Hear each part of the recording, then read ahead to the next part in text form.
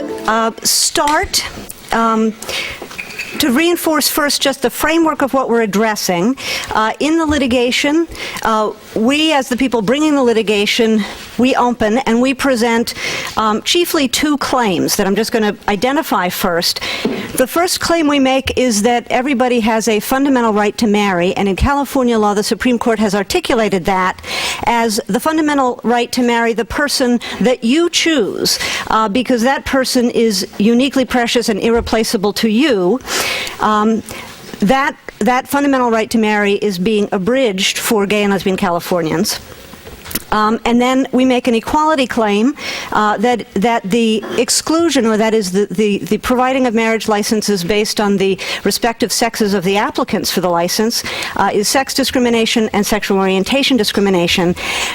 The point here is that in equality analysis, we don't talk about what the purpose may be of an overall scheme or government plan, which in this case is marriage, but we focus on what the governmental interests are in having a classification or an exclusion. So the state interests that we're talking about on this panel are state interests in maintaining that exclusion. Now, the litigation in California is a bit more streamlined than the litigation in some other states, and there are really two shorthand ways of explaining how that is true. First of all, the domestic partnership law in California, which we usually refer to as AB 205, contains extensive findings in it, establishing it as important state purposes to take care of and recognizing the needs of gay and lesbian couples and our families, and identifying the range of problems that our families have that are the same as the needs and problems of heterosexual couples and their families, and using the same approach to solve those problems, the same laws, the same case law, the same regulations to solve those problems. You enter and exit that system through registering as domestic partners rather than through marriage, but the state has recognized that the needs are the same and they are addressed with the same family law system. And then, and they're equal, I guess, and that's, let me not lose that point. It's the same rules, and they're applied in the same way by the courts, and they're equal. The status isn't equal, and that's the point of our litigation, because you don't enter and exit it the same way, but the rules for solving the problems are the same. And then a second easy shorthand way of identifying state interests, I'll use the term the Uniform Parentage Act. That's a system of laws in California that recognizes that the state has an interest in caring for all children in this state equally, irrespective of whether their parents are married or not, and what the sex or sexual orientation of their parents may be. There's a system of rules for ensuring that parents get taken care of, identifying their parents and ensuring that their needs are met.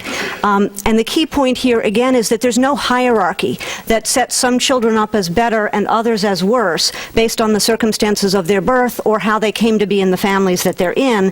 The point is to meet their needs and to do so equally. So what does the state of California argue in the marriage litigation here? Well, actually, I want to start by saying what they don't argue. They specifically disclaim some of the arguments that have been made by amici participating in the case, and including some of the arguments that you're going to hear about in more detail shortly by the gentleman on the opposite end who wrote an amicus brief in the case. There are a number of arguments that have been submitted about the ostensible needs of children and various types of social needs. The state of California has disclaimed those interests. I'll talk about them a little bit more later, but what the state is saying is chiefly 2 points. One, that the legislature is actively engaged in a process of providing rights and protections for gay and lesbian couples and our children. Because the legislature is engaged in doing that, the court should stay its hand. Let the legislature move forward.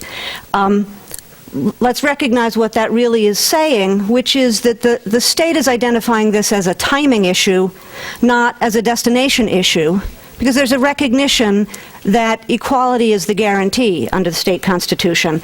So it's just a matter of hold your hand, courts, because the legislature is dealing with this.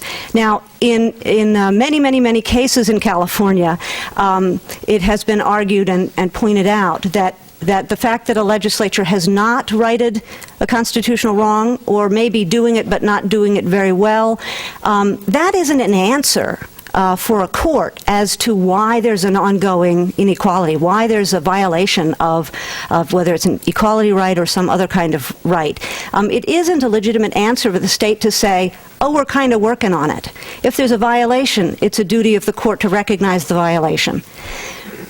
The second interest that the state puts forward is that, well, you know, the domestic partnership law is doing the job here, and if you order us to open up marriage, there's an awful lot of heterosexual couples who will be upset, because there are a lot of people that are used to having the system the way it is, and they really won't like it. And again, this is really a classic sort of an argument that doesn't carry water when you're doing constitutional litigation. If there's a minority group being denied the rights that the majority group enjoys, the answer that the majority doesn't want to share, that is not a valid answer to an equality claim. The state concedes really three key points that are good to keep in mind. First of all, that California, when you look at the traditions of marriage in California, they include positive changes of increasing equality for the participants in marriage, and that the domestic partner laws are part of that tradition of positive change. Number two, that the state has an interest in the well-being of all children, not just the children of heterosexual couples, and that there's an important and continuing history in California of focusing on and working to eradicate discrimination against lesbians and gay men. Three key points. And then again, that some of the arguments that we're going to be hearing more about momentarily that were raised by amici in the litigation are not accepted. They're specifically rejected by the state of California. Let me survey briefly what some of the chief arguments are that have been raised by some of the amici in the case.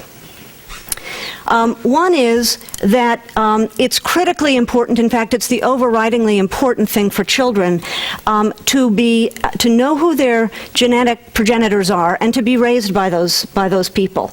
That genetic connection between parents and children is the most important and best thing, and that children are harmed if they're not raised by those people.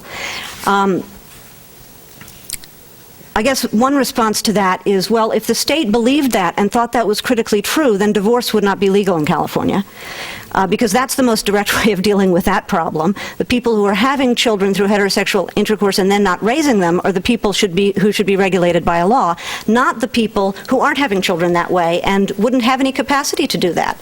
So there's no connection there between what's being identified as a problem and the classification that's proposed as a solution. Number two,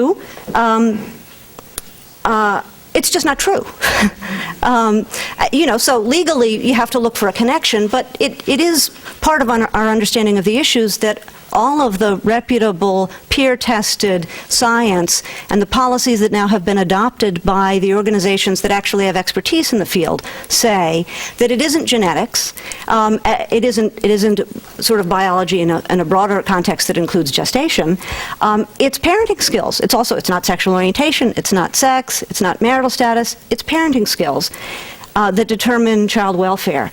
And that is part of why the policy in California is to not be regulating in that area, to be looking after the welfare of all children and not creating hierarchies based on things like marital status or sex. We used to have those things in the law. They've been discarded, affirmatively discarded, because we've decided that that is wrong. It doesn't meet the needs of children. Another core interest that's suggested by some of the amici is that children require appropriate gender modeling by one male and one female, and that is critically important for the well-being of children. California likewise has rejected that idea that children require raising by gender-appropriate parents, and that conformity with gender stereotyping makes for good parenting. In fact, that is not true. Again, there's good parenting skills, and there's a range of things that help children have good outcomes, but conforming to gender stereotypes is not among them. What these arguments do, I should point out, is something that the Goodridge opinion from the High Court in Massachusetts explained quite clearly, which is to identify the one difference that you have between these two groups of couples. That is, one group, the same-sex couples, have many options for becoming parents, but there is one option not available to them. They have lots of children, but there's one way that they don't do it. They do it other ways. And the heterosexual couples, at least as a group, have that additional option. As Goodridge pointed out, that's taking the one difference between the group and swallowing all of family law with it. And there's just an enormous disconnect there that is not constitutionally valid. In fact, in California, it is the policy of the state to involve same-sex couples in being parents. We have an anti-discrimination law in the foster care system, and we have many, many cases about the validity and the rights and needs of both the parents and the children in households created by same-sex couples. So it isn't at all part of the interests recognized by the state of California to punish any of those children by giving them less rights. And to the extent that there is a recognition that marriage in a range of ways may be helpful to children, if you want to serve the needs of children, you do that by providing more marriage, not less marriage. And if you really think marriage is essential, then you prohibit divorce, and that might possibly advance some of the goals that are identified. But in fact, what the social science and the public policy of California is that if it's a failed marriage, it doesn't benefit anybody to require that those children be raised by miserable parents. And I would just say Brokeback Mountain, I think, makes that point. But in the final analysis, the point is, under our Constitution, it's a limited government. It's not the government's job to be doing that. It's the government's job to protect everybody equally, and then to respect the liberty of individuals to pick the person with whom they fall in love and make a family, and not to try to coerce the choices that people make when they have created a family. Thank you, Jim.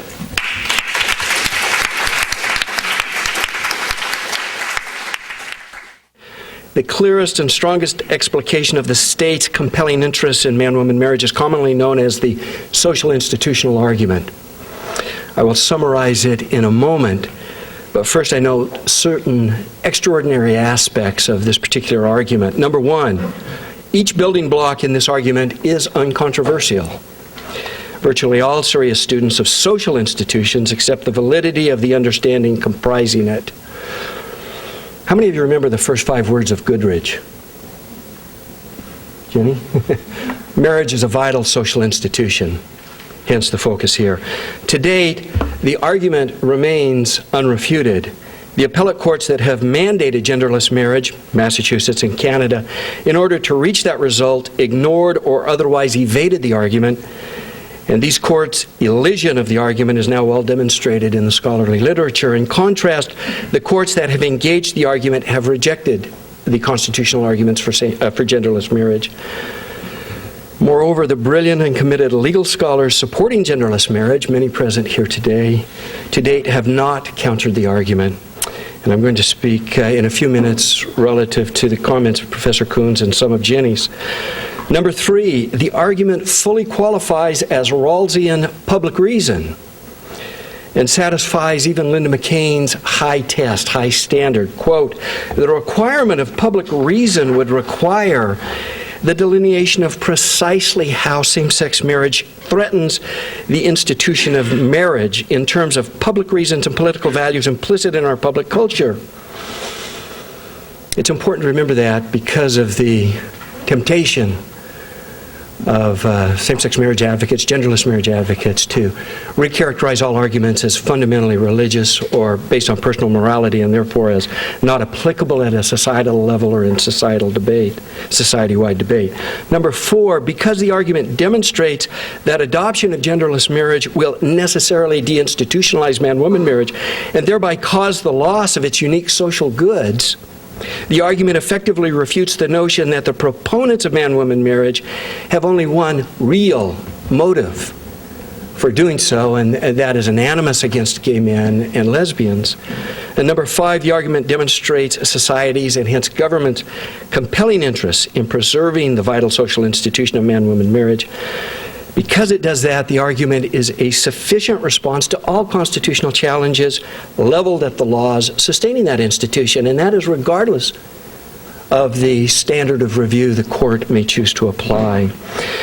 The social institutional argument for man-woman marriage is a sufficient response because of what it succeeds in demonstrating.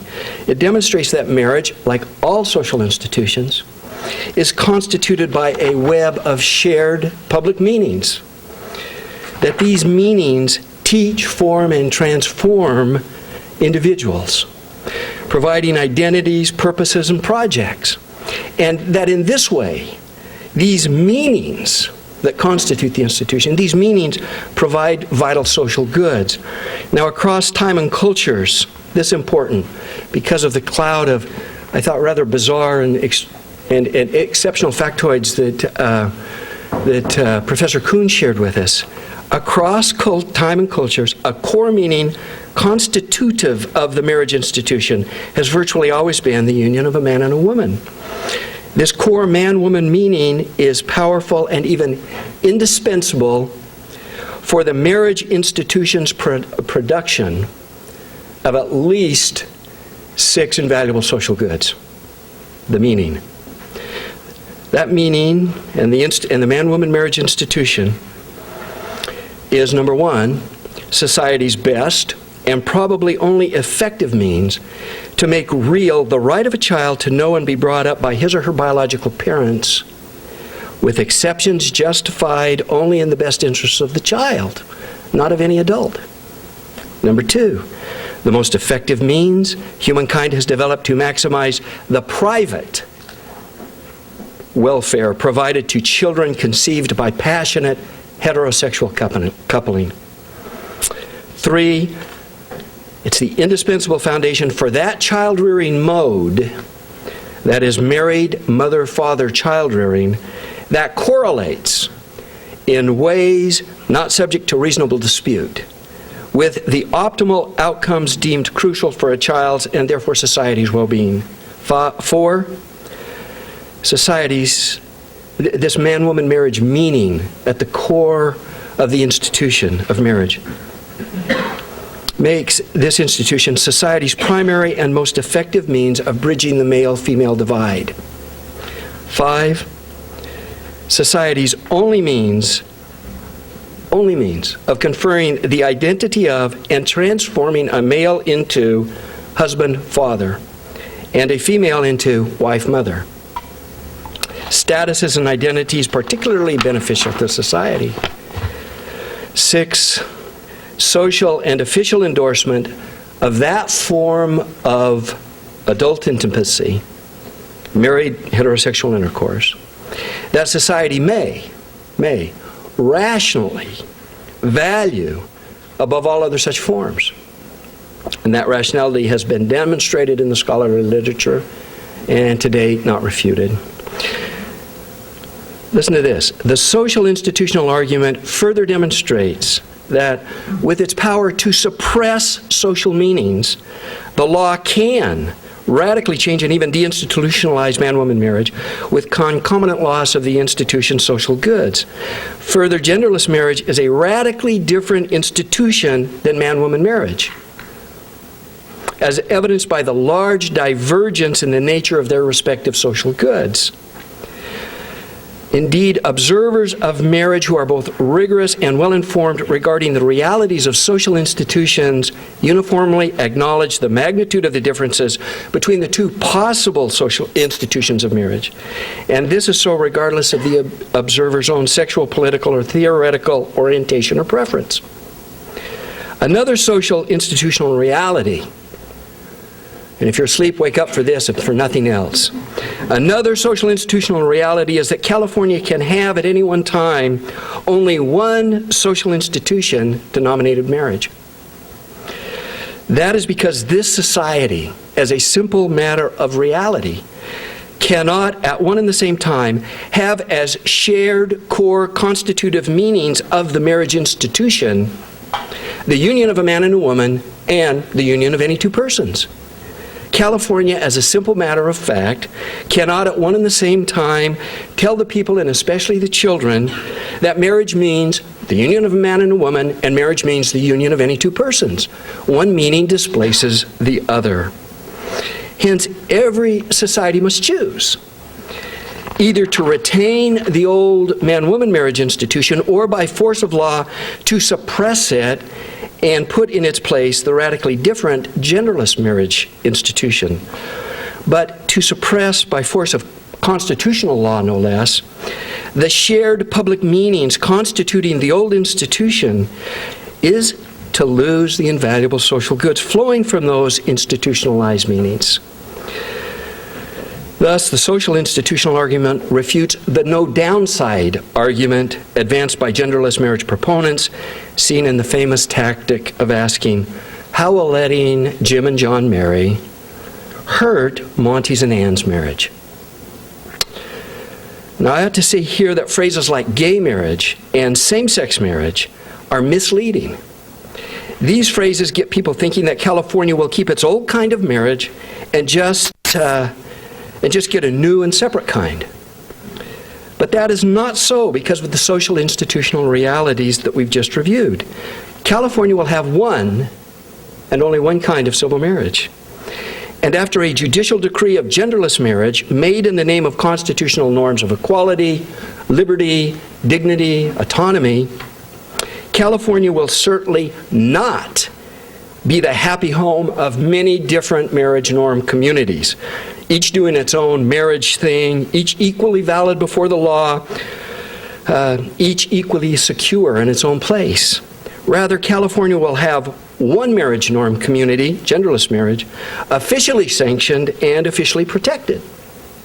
All other marriage norm communities will be officially constrained, officially disdained, and sharply curtailed. And if you are thinking that the unenlightened can, if they want, just huddle together in some linguistic or social or religious enclave to preserve the old institution and its meanings, think again.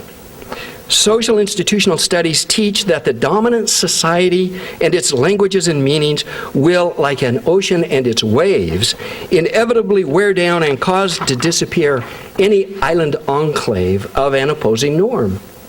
To the degree that members of the enclave were to adopt the speech of the dominant society, they would lose the power to name and in large part the power to discern what once mattered to their forebears.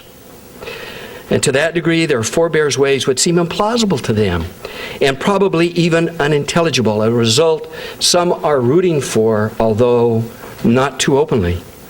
Regarding Professor Coons, her core message is that society has already deinstitutionalized man-woman marriage, that love has conquered marriage, and that now all marriage is, in our society, is a publicly and officially celebrated close personal relationship.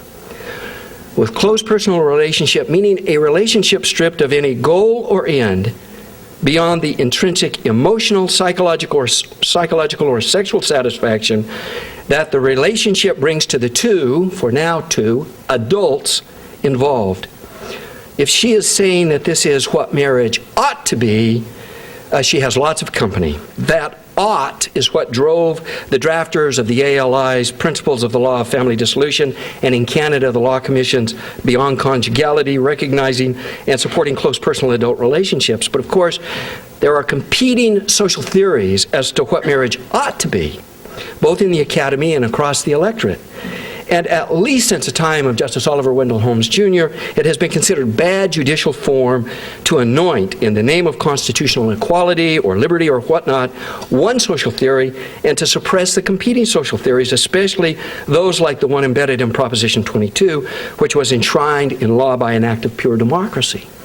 If Professor Coons is saying that the close personal relationship model is now, after a process of evolution, what marriage is, well, she is just wrong as a matter of fact. She may not be wrong. She is not wrong in Scandinavia and in certain communities on the East and West Coast, and she is not wrong in that world created by Hollywood, but she is wrong on the ground across California and the USA. I'm going to skip all of this regarding the close personal relationship model, but unless that is accepted as what marriage is, the equality argument for genderless marriage fails, and we see that time and again in the courts. The courts that have rejected that model because it is inadequate, meaning it's true as far as it goes, but it doesn't go nearly far enough in its descriptive power of what marriage is. The courts that have rejected it as inadequate have rejected the equality argument. Those courts that have mandated genderless marriage, or those judges who have said they would rule for it, being in the dissent, have asserted one way or another, more or less directly, that all marriage is the close personal relationship model. Well,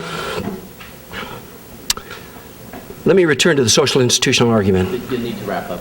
I'm going to. I'm now to my comments on the Attorney General, because our topic is the state's interests in man-woman marriage. I believe, and she'll correct me if I'm wrong, no doubt, that Jenny would like the Court of Appeal and ultimately the California Supreme Court to say the interests of the state of California are whatever the Attorney General say they are, and put those blinders on. I say the state interests in man-woman marriage exist independent of what the Attorney General's office describes them to be or refuses to acknowledge them to be. You know, a party's arguments are no better than the lawyer hired to present them. California hired Bill Lockyer to present to the California courts this state's and this society's compelling interests in man-woman marriage. That is, to defend Proposition 22 against the current swarm of constitutional challenges. But Attorney General Lockyer has chosen not to do that. He has not said that in good conscience he cannot and therefore will not defend Proposition 22. Rather, he has presented as a purported defense of man-woman marriage only that argument that if I were Shannon or if I were Jenny, I would have begged him to make. You know, the, quote, it is a tradition, therefore sustain it, end quote, defense. And every 2L at this law school knows that tradition may get some traction against an argument, substantive due process / liberty argument, but gets absolutely no traction against an equality argument, Witness Brown versus Board of Education. Okay, so you may think that what I am seeing in my mind's eye is the AG's office pitching a softball underhand to Barry Bonds. No, I'm not. I'm not picturing in my mind's eye a softball game. I'm picturing T-ball. With the AG's office not just setting the ball on the tee, but also asking if they can adjust its height to better suit Barry. So the interesting question is this. There are issues implicated here, scary issues implicated here, about a lawyer's duty of zeal to his client's cause and his duty of candor to the courts. Listen, in California right now, unlike in New Jersey, because you have an appellate court decision that adopted the social institutional argument, and that's what the Supreme Court in New Jersey is reviewing, and so we assume they will have to come to grips with it, regardless of the failings or strengths of the Attorney General there. There's no such a constraint here in California. How much of a constraint the amicus briefs will be, the amici briefs will prove to be, I cannot even guess. But I am sure of this. If the California appellate courts allow this contest to be decided by one swing of the bat, Barry's swing at the ball Bill Lockyer has set on the tee, most people in the stands are going to know that something wrong has happened. Thank you, Monty. Thank you.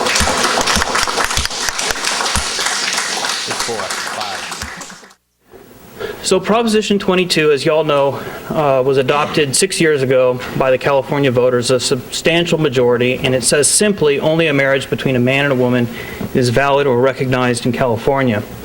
And I'm not going to try and convince anyone one way or the other on this issue, but I'm going to talk about why the scope of Proposition 22 is at issue and why it's important. And there are three reasons for purposes of today, my discussion. First of all, the question is of whether or not the limit of marriage applies to both to foreign marriages, meaning those in other states and other countries, or it applies equally to marriages that could be contracted here in California. The second issue is whether the limitation on marriage prevents the legislature from getting around that by creating a substantially identical institution for same-sex couples, but just giving it a different name. And the third issue is how do these interpretations impact the constitutionality of Proposition 22 that is at issue right now in the Courts of Appeal. On the first issue and how to interpret Proposition 22, and maybe Mr. Mittner will talk about, I know he's got several thoughts on this, but when the predecessor of what was passed by the voters was attempting to go through the legislature, kind of the flagship legislation was AB 1982 back in 1995 and 1996. And I would just encourage you to look at the difference between the language. The language that was drafted and proposed nearly made it through the legislature, referred to marriages contracted outside this state. It was clearly targeted at foreign marriages, and it makes perfect sense why that would be in the legislature, because at the time, the statute's already limited locally licensed marriages, and there was no way or need to change the law in that regard because it was already a matter of statute passed by the legislature. By contrast, Prop 22 is unqualified and refers to marriage. It refers to marriage. It does not refer only to out-of-state marriages or in-state marriages. It's an unqualified limitation. I won't get into it because I likely do not have time, but the placement of Proposition 22 in the Family Code has been argued as a reason why it should be interpreted to only apply to out-of-state marriages.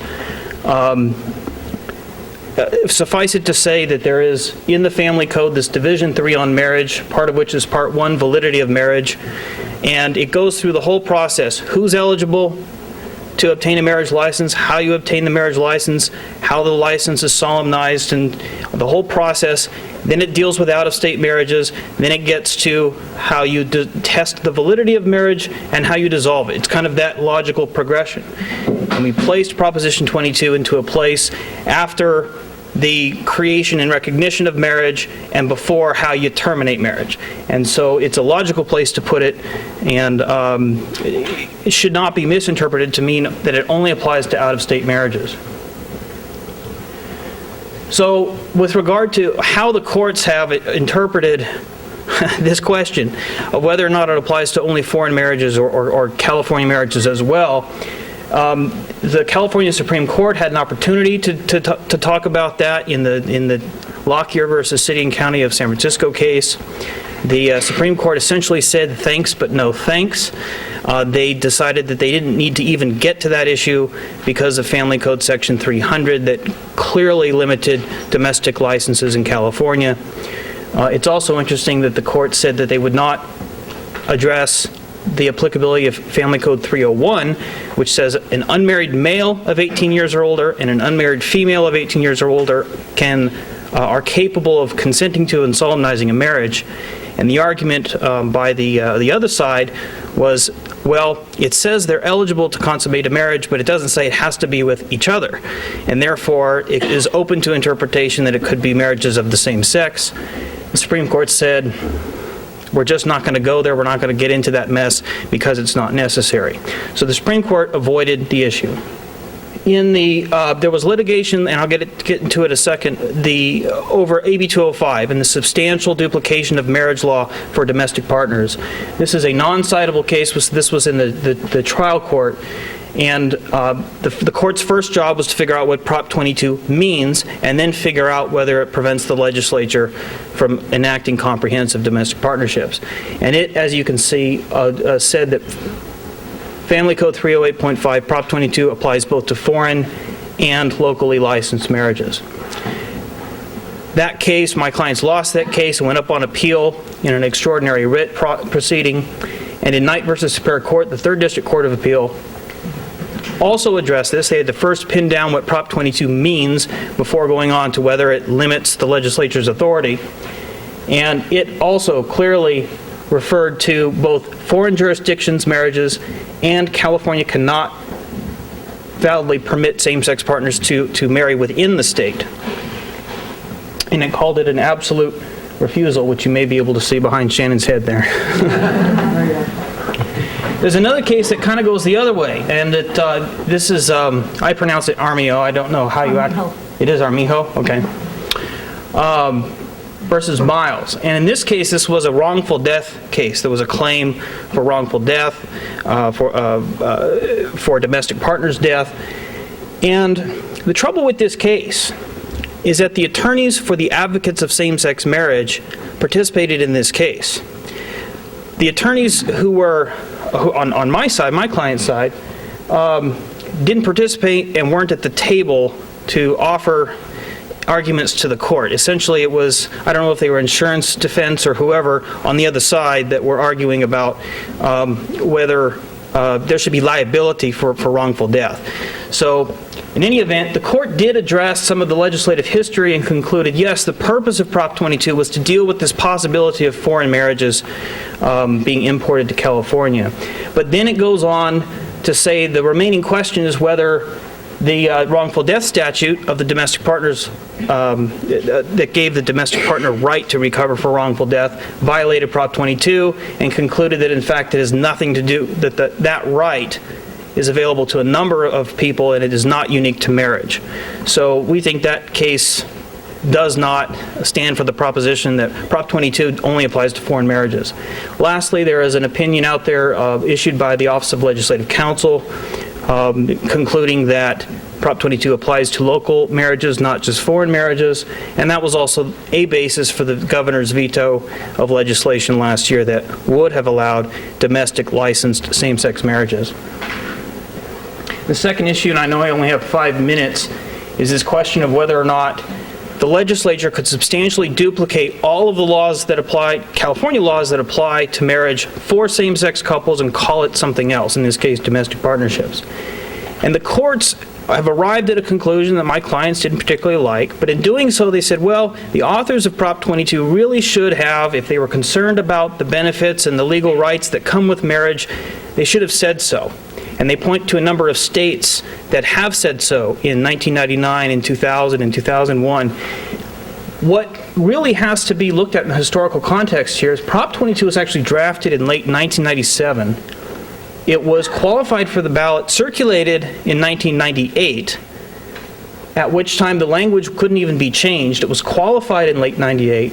Not until a year later was the country's first domestic partner registry even enacted here in California. So the domestic partnership didn't even exist on a statewide level until well after it was qualified.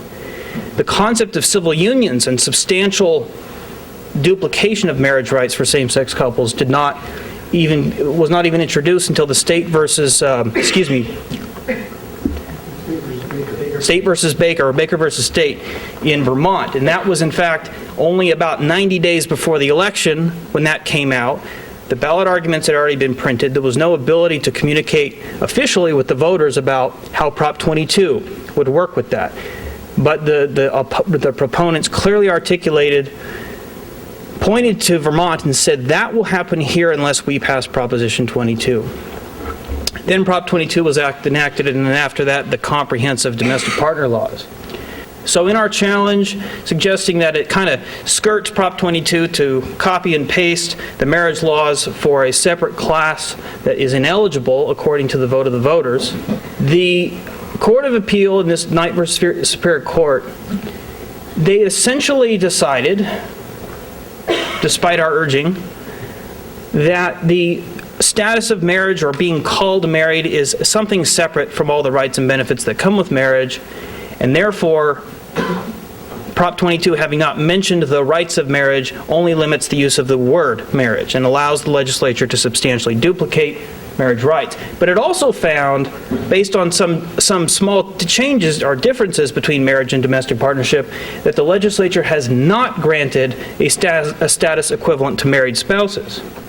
Well, a few months later, the Supreme Court in the Kodke case, and that was an Unruh Act claim having to do with marital discrimination, and the court dived into the Domestic Partners Act to look at that and say, what does the Domestic Partners Act do? It unequivocally stated that the purpose of the act was to equalize the status of domestic partners and spouses. It said that domestic partners are the equivalent of spouses, and that the status, the legal recognition provided is comparable to marriage, both procedurally and substantively. So my clients scratch our head and say, all right, on the one hand, the Third District Court of Appeals says they have not made a similar legal status, and the Supreme Court is saying otherwise. So in a complicated way that I won't describe now, we were able to go back to the Third District Court of Appeal and ask them about this perceived disagreement. And the Court of Appeal, in a non-published decision, said, well, again, it's okay because Prop 22 didn't say anything about granting equivalent rights, only it withheld the right to marry. And so this evolution is, we start out with two completely different relationships, then we have substantially the same, then equivalent relationships, and now the Court of Appeal is telling us that's okay under Prop 22. My time is up, but I get 3 minutes later, so that's all right. Okay?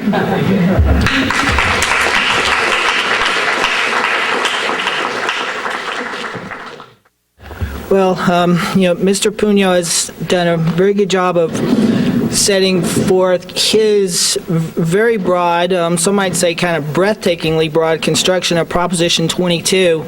And I do think it's important that we think about his argument for a minute in a historical context. He's arguing that because of Proposition 22, that California must forever, because it's enacted by ballot initiative, forever withhold legal protections from same-sex couples if those protections also happen to be provided to heterosexual married couples. Now, in contrast, in Massachusetts, in Washington, Maryland, New York, New Jersey, some other states, as well as, of course, as in California, the courts and the legislatures have moved far beyond that proposition to the really reverse or inverse question of whether even if a state grants same-sex couples all of the legal protections associated with marriage but withholds the legal status of marriage, does that violate the constitutional obligation of fairness and equality? And that was, of course, the question that was considered by the Massachusetts Supreme Judicial Court in the successor case to Goodridge, the in re opinion of the justices of the Senate case, where the Massachusetts High Court unequivocally held that creating a separate legal status is inherently unequal, and that is also the question now in front of the California Court of Appeal in the coordinated marriage cases, and the question that will ultimately be decided by the California Supreme Court. And I do think it behooves us to take a minute to consider Proposition 22 from that broader historical perspective, because no matter how broadly or narrowly the proposition is construed, the only purpose of the measure is to preserve marriage as a privileged legal status, and perhaps also, if we accept Mr. Puno's interpretation of it, the rights associated with marriage as well, exclusively for heterosexual couples. And this position is based on a belief that marriage is a zero-sum game, that protecting families is a zero-sum game, that the only way that we can preserve marriage as a viable social institution and the only way we can encourage heterosexual couples, and particularly those with children, to marry is to expressly elevate heterosexual parent families over all other families, and to declare as a matter of public policy that only those families are deserving of the full protections and status of marriage, that only those families are in the eyes of the law, ideal family formation. So another inevitable feature of that position is the belief that it is necessary to sacrifice the interest of some families to further that greater good. So while recognizing that same-sex couples exist, that many of those couples have children, that these families would benefit from the protections of domestic partnership and even more so of marriage, those who share Mr. Puno's view believe it's acceptable and in fact necessary to deprive those families of those protections and benefits in order to ensure that heterosexual couples continue to view marriage as a desirable social institution, and that the institution itself therefore continues to be socially vital. From that point of view, then, it's necessary, in short, that the law privilege heterosexual couples as the ideal, and that it do so, as Jenny mentioned, by excluding same-sex couples from marriage, and perhaps even, according to Mr. Puno's view of Prop 22, even from the inferior protections of domestic partnership.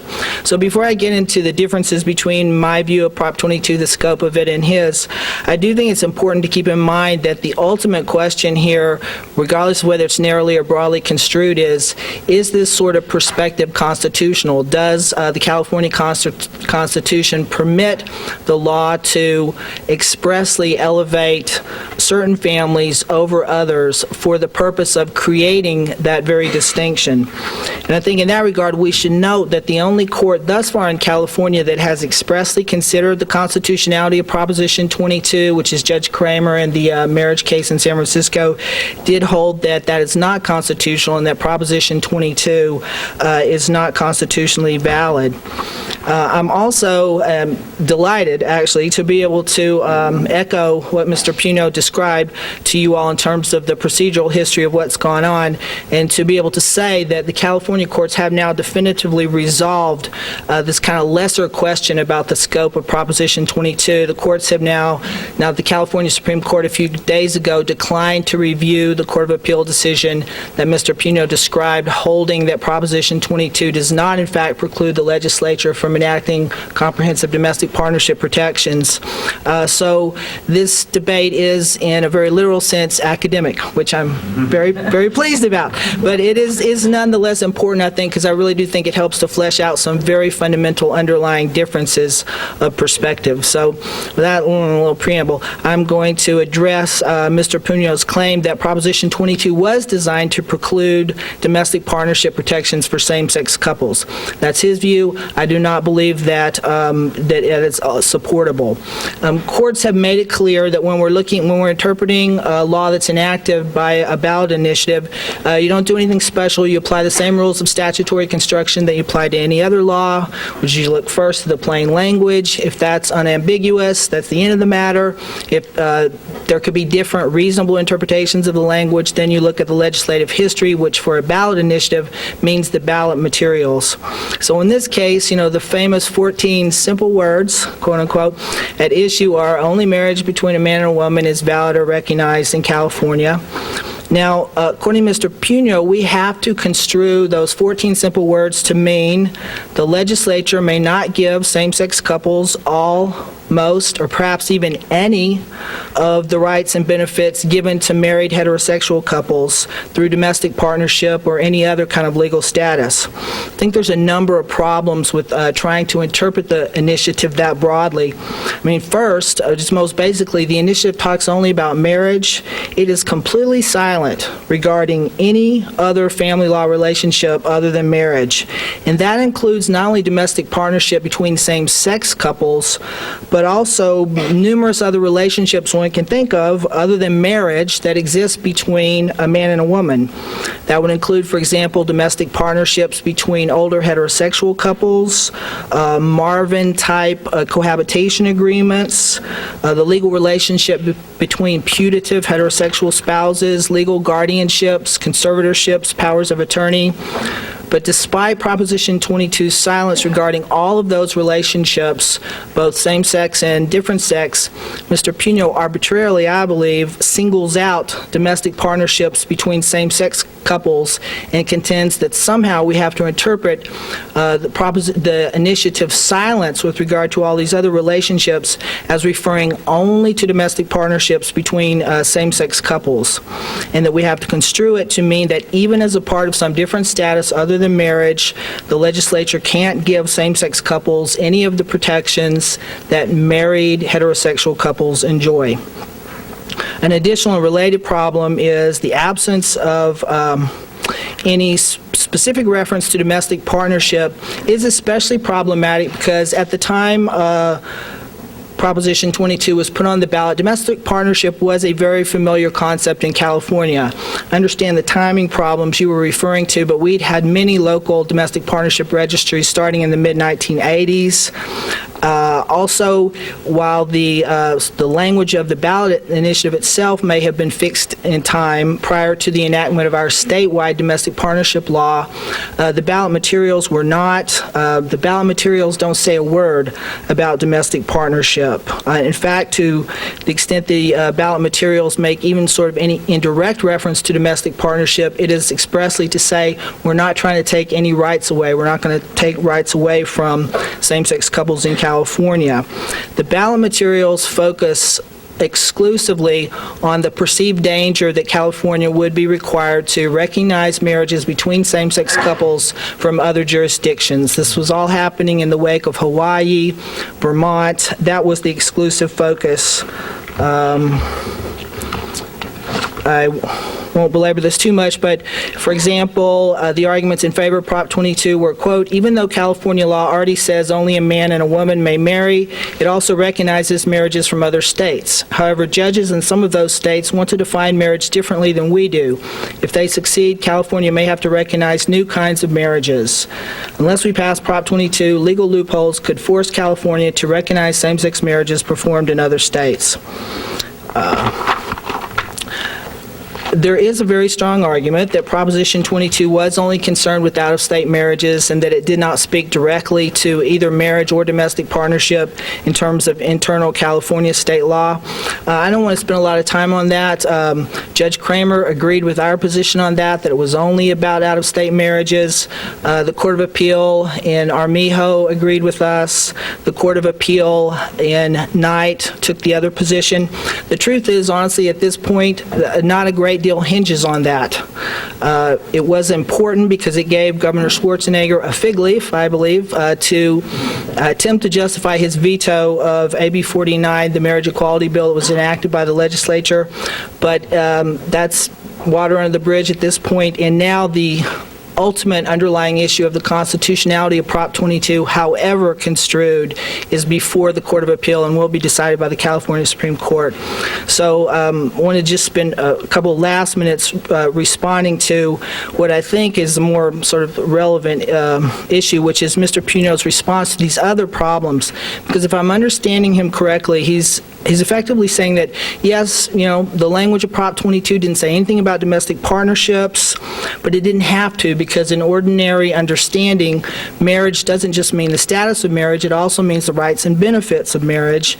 So by restricting marriage to different sex couples, the implication was, and it didn't need to be spelled out because it was obvious, that the legislature intended to restrict the rights and benefits of marriage also to heterosexual couples.